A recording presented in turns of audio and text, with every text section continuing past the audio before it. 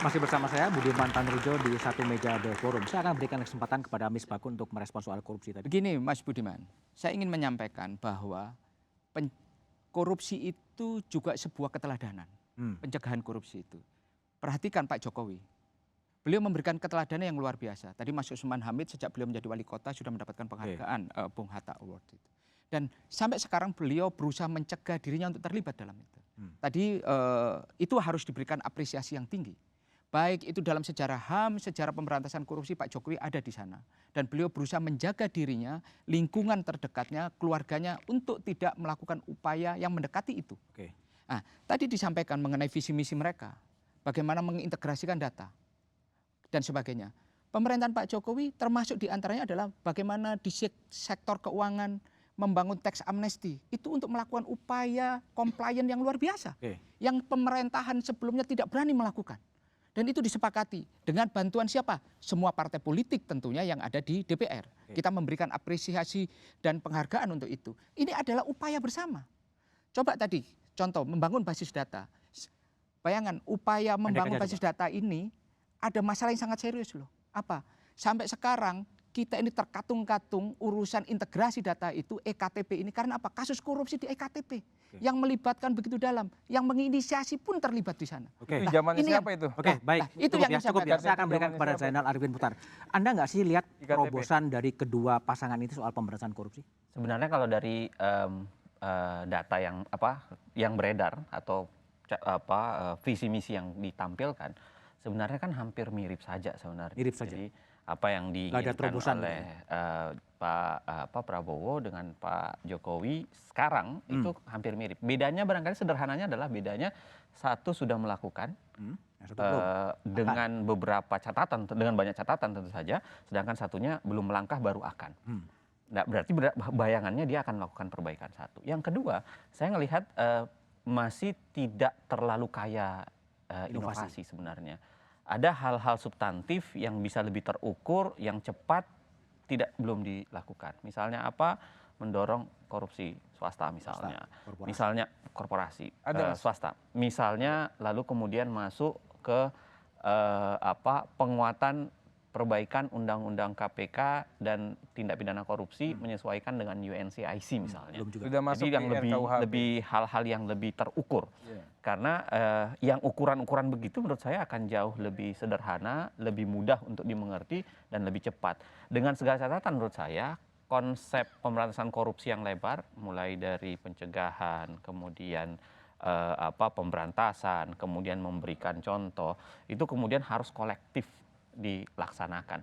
Dan dengan segala catatan menurut saya ya ada yang sudah dilaksanakan tapi ada yang belum dan ada yang kemudian harus diberikan catatan. Baik, selain isu korupsi, Satu Meja The Forum juga akan membicarakan soal bagaimana sebenarnya soal hak asasi manusia di tanah air. Kita akan coba lihat bagaimana statement dari Pak Muldoko, ya bisa dilihat dari Pak Muldoko soal Jokowi lebih siap debat hak asasi manusia yang saya kutip dari CNN. Pak Jokowi selama ini nggak pernah melanggar hak asasi manusia, ya. Yang punya catatan pelanggaran kan lu, bukan gua, kata Muldoko di Komplek Istana Kepresiden Jumat 4 Januari. Ya. Selanjutnya dari juru bicara Pak Prabowo dan Sandi, ini soal Dhanil mengatakan Jokowi banyak melanggar HAM. Saya kutip juga dari CNN, saya pikir pelanggaran HAM yang dilakukan selama 4 tahun ini banyak sekali, terutama hak-hak ekonomi masyarakat, petani kendeng, hak tanah mereka, kemudian ada lahan petani Kerawang dulu dan banyak sekali. Saya pikir yang jadi perhatian kata dia. Dan jangan lupa penyerangan terhadap novel ini akan jadi persatuan bukan hanya pelanggaran HAM di masyarakat biasa tapi di era Jokowi. Saya akan respon dari Usman Hamid. Bagaimana 2014 Amnesty International menyampaikan agenda-agenda prioritas dalam bidang hak asasi manusia. Yang pertama mengenai akuntabilitas angkatan bersenjata, baik itu TNI termasuk penegak hukum seperti Polri. Tidak ada satupun kasus-kasus pelanggaran hak asasi manusia yang dilakukan oleh anggota TNI dan anggota Polri yang dibawa ke pengadilan umum. Jadi janji nawacita atau RPJMN untuk mendorong reformasi peradilan militer itu tidak terlaksana. Yang kedua dalam bidang kemerdekaan untuk berpikir, berkeyakinan atau beragama.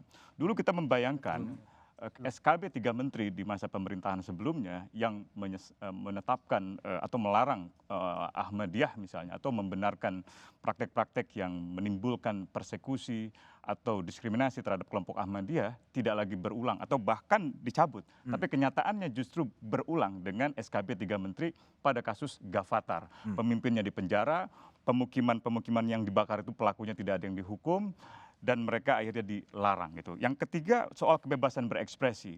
Di masa lalu, pemerintahan yang lalu banyak sekali tahanan-tahanan politik dari Maluku, dari Papua yang dipenjara gitu. Nah, di awal pemerintahan Pak Jokowi sempat membebaskan 5 sampai 6 tahanan politik, tetapi tidak dilanjutkan lagi. Dan ini sebenarnya juga karena partai-partai politik oposisi yang tidak memberikan pertimbangan-pertimbangan politik kepada presiden untuk memberikan amnesti misalnya. Atau Mahkamah Agung yang belum memberikan pertimbangan untuk memberikan gerasi bagi mereka yang mengajukan gerasi gitu. Nah, dalam sektor petani misalnya kita lihat Kiai Nur Aziz di Surokonto Wetan itu sampai hari ini gerasinya belum dipenuhi gitu. Atau Joko Priyanto di Kendeng itu juga masih dikriminalisasi. Atau Sawin Sukma di Indramayu. Yang keempat, impunity, soal pelanggaran hak asasi manusia yang berat di masa lalu. Itu mensyaratkan kepres dari presiden dan rekomendasi dari DPR. Dua-duanya, baik partai oposisi maupun partai pemerintah, itu tidak mendorong lahirnya keputusan presiden untuk penyelesaian kasus pelanggaran hak asasi manusia yang berat di masa lalu. Yang kelima, soal misalnya perlindungan perempuan, RUU kekerasan seksual atau penghapusan kekerasan seksual, itu tidak juga didorong, disahkan di DPR menjadi program legislasi. Tapi gini, kalau tadi Usman mengatakan ada soal kebebasan berekspresi, kalau data dari Litbang Kompas hasil survei soal kebebasan beribadah bagi kelompok minoritas dianggap 38% itu lebih baik, 47,1% tetap baik. Tetapi yang tetap buruk 7,8, lebih buruk 7,8. Itu hasil persepsi publik soal 70% Bank Kompas mengatakan tetap baik dalam konteks itu. 70% kalau ya itu akan dianggap tetap baik. Tapi saya akan masuk kepada Pak Supratman tadi untuk merespon dari apa yang dikatakan oleh Pak Muldoko, ya, Ketua KSP. Ya, KSP yang mengatakan bahwa yang melanggar HAM kan bukan gua, lo itu artinya konteksnya mungkin Pak Prabowo. Gimana Pak Pratman melihat itu? Justru disitulah menurut saya sebuah keangkuhan yang diperlihatkan oleh Pak Muldoko. Harusnya, kan sekarang apa sih yang sulit ini kalau mau menyelesaikan kasus HAM? Sama lagi kembali ke kasus korupsi. Pak Usman tadi sampaikan bahwa tidak boleh hanya sepihak dari pemerintah.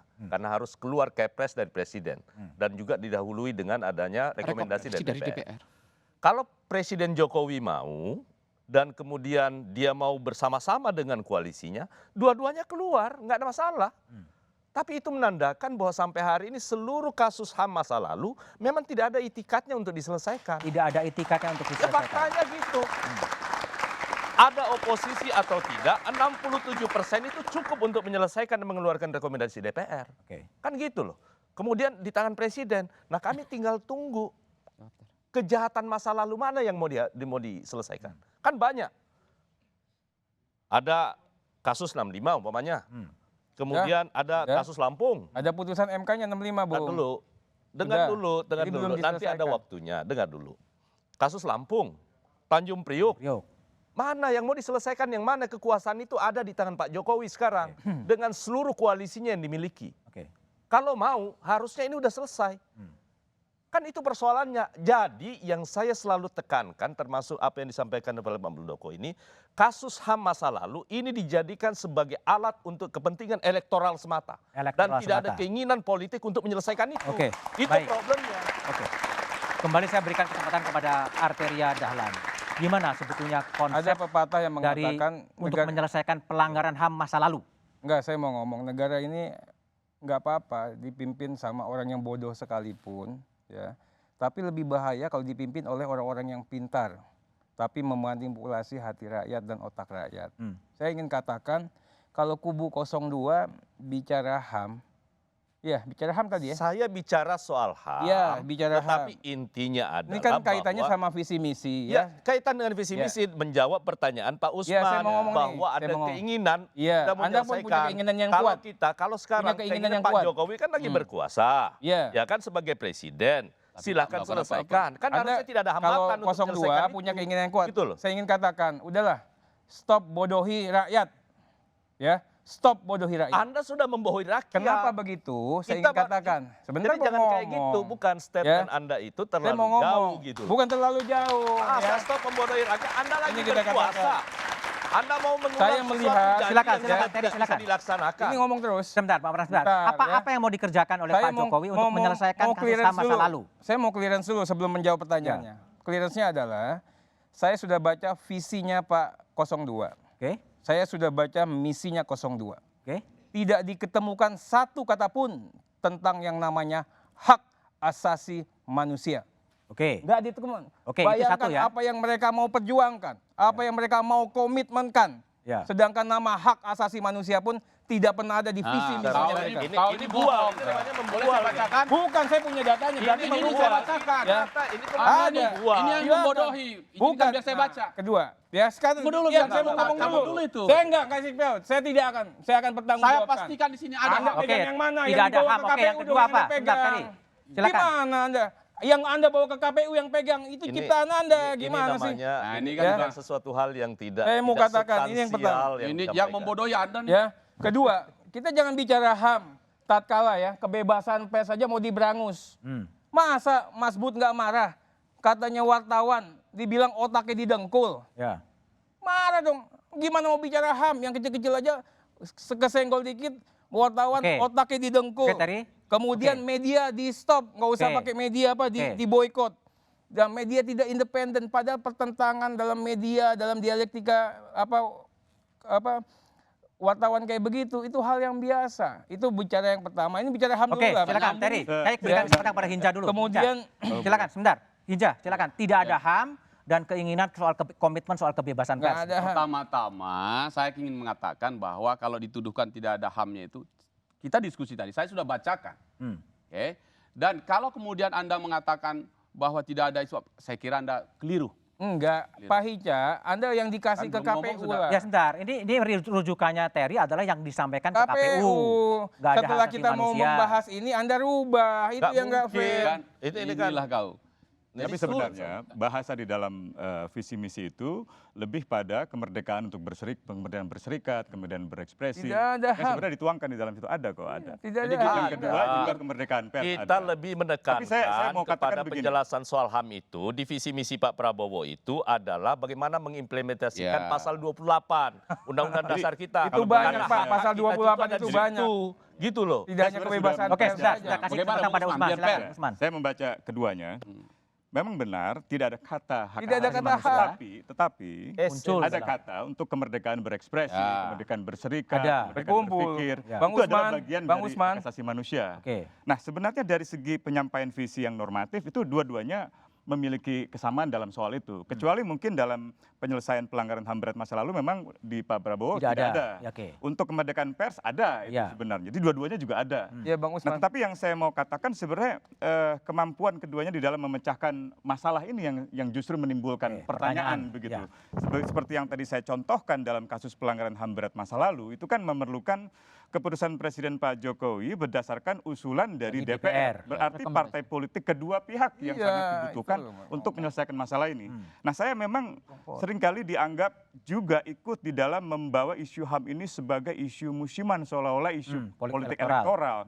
Padahal sebenarnya negara punya tanggung jawab, termasuk di dalamnya partai-partai oposisi dan partai-partai penguasa, untuk membawa perkara-perkara ini ke pengadilan. Kasus Pak Prabowo misalnya, itu selama dia tidak pernah dibawa ke pengadilan untuk menjelaskan bagaimana duduk perkaranya, selama itu pula tuduhan-tuduhan itu akan muncul. Sama seperti kubu Pak Jokowi ketika mengangkat Menko Polhukam, misalnya Pak Wiranto, itu kan jelas orang yang ditetapkan sebagai tersangka dalam institusi Kejaksaan Agung di Timor Leste dan juga direkomendasikan sebagai tersangka tingkat tinggi oleh PBB gitu.